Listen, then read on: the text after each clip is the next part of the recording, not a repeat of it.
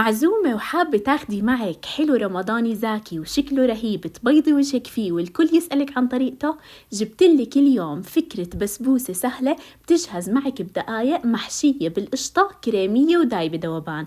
احتفظوا فيها لأنه عن جد لازم تجربوها، ومثل العادة ما تنسوا تنوروا البوست بلايكاتكم وتعليقاتكم الحلوة اللي دايما بتدعموني فيها. اللايك كتير مهم لحتى تضل فيديوهاتي توصلكم أول بأول. وخلينا هلا نبلش ونحكي بسم الله.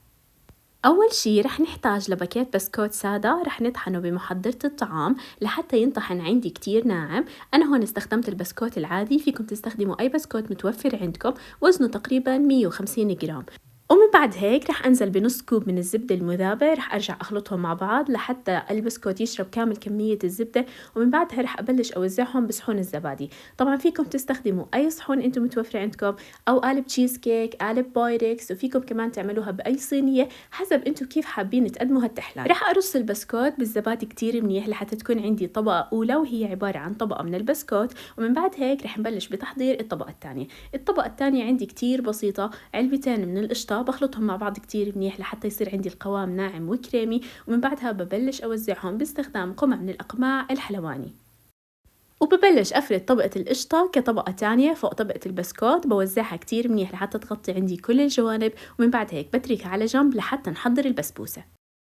بصحن غميق رح أنزل بنص كوب من الزيت النباتي، حضيف له 4 معالق كبار من اللبن أو الزبادي، بالإضافة إلى علبة من القشطة. بخلطهم مع بعض لحتى يصير عندي قوام متجانس. ومن بعدها مباشرة ببلش بإضافة باقي المكونات. رح أحتاج إني أضيف نص كوب من الحليب الباودر، بالإضافة إلى نص كوب من السكر، وبرجع بخلط المكونات مع بعض كتير منيح.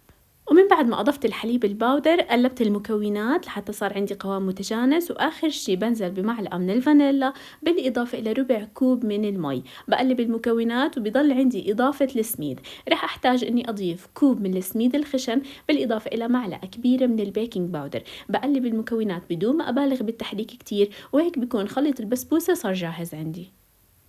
حطيت خليط البسبوسة بكيس من الأكياس الحلواني، ومباشرة بلشت أوزعه فوق طبقة القشطة. وحاولوا وزعوها كتير منيح بحيث تغطي عندي كامل الجوانب. وكمان باستخدام معلقة بتقدروا توزعوها بحيث تغطي عندي كل الأماكن وتكون طبقة متساوية من جميع الجوانب. مباشرة بدخلها على فرن محمى قبل بوقت على آخر رف من الفرن، وبضوي عليها الشواي لحتى تاخد عندي ريحتها وتستوي بالكامل.